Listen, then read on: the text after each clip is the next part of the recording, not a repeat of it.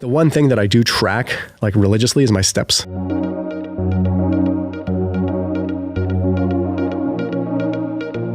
Do you track anymore?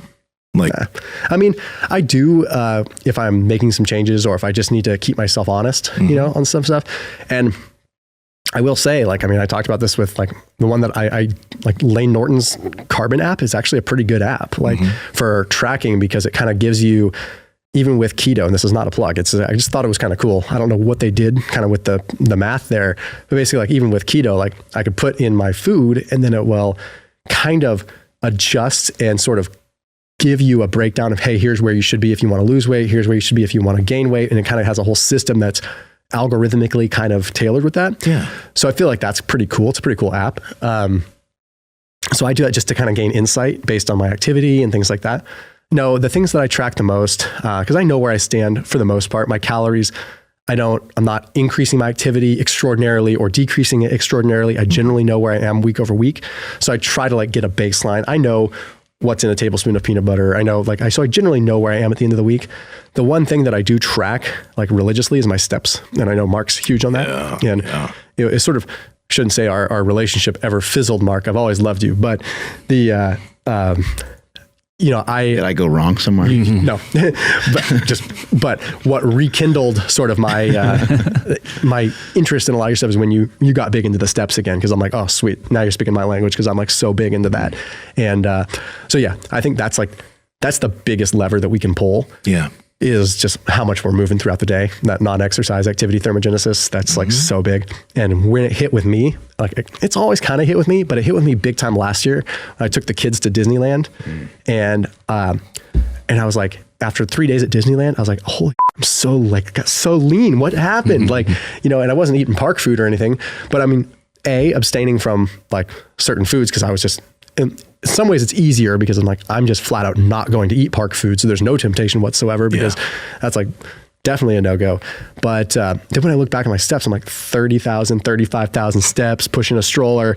I was like, holy crap, you know, walking 22 miles or something. I'm like this, and it didn't feel like I was doing it. We have such a warped perception of how many calories we burn during a workout. You know, we had a hard workout this morning. We were huffing and puffing. It was a good workout, right? So it's easy to think, because for that concentrated period of time, we were working so hard that we burned 700 calories. No, we probably burned 2, you know. Sure, there's different metabolic things that come into play, but it is a much bigger lever to pull to just move throughout the day than it is to try to get the hardest workout possible. And it's like, just go walk, you know, especially for the regular person. I mean, we're all fitness people. We have different goals. Some of our businesses depend on looking a certain way and doing things. So there's different pressures there. And yes, but for the 99% of the population, like if you're pissed off because you didn't burn 500 calories to your workout, guess what? Like you probably wouldn't anyway. It's more about like how much you're moving throughout the course of the day.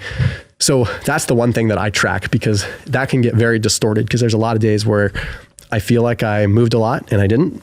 And the numbers don't lie. I mean, sometimes the Apple Watch isn't always accurate, but it's fairly accurate. And then there's other days where I actually felt like I was pretty dormant and sedentary. I'm like, oh man, I actually got 15,000 steps today. I guess walking around Target with the family actually did add up. So it's like these things that you would never think about, because I know that I screw myself in my head, like with the whole workout mentality. It's like, man, like I didn't work out today, but I actually walked 15,000 steps around Target with my wife. And I actually net ended up actually burning more than had I not missed my workout. Yeah. Hey, after this video, I want you to check out today's sponsor. It is a company called the Lovin Bar. If you are doing any kind of like paleo, keto, lower carb protocol, or you just be conscious of carbs, seriously, you have to check them out. They are a refrigerated bar, so they're not like a typical bar, okay? They are almost like a whole food, because they have to be in the refrigerated section. So clearly there's no preservatives, there's no weird gunk.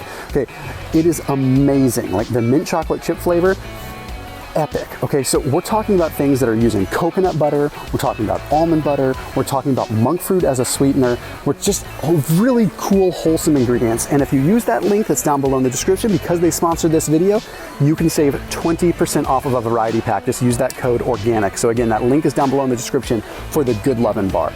So I gotta say, hands down, the best refrigerated bar I've ever had. It's in a different category from regular bars because refrigerated bars are just, in my opinion, like an upper echelon. They're a different kind.